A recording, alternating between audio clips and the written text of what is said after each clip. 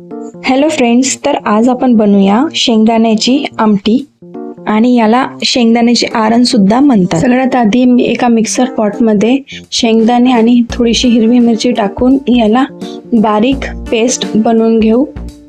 त्यानंतर एक कढई गरम करू, त्यात तेल, मोहरी, 1 चम्मच ओवा, मीठ, हळद हे सगळं मिक्सर करून घेऊ। त्यात थोडासा कढीपत्ता आणि आपण बनवलेला पेस्ट हे सगळं मिक्स करून त्यात थोडंसं पाणी टाकून थोडंसं फिरून घेऊया। त्यानंतर 1 ग्लास पाणी टाकून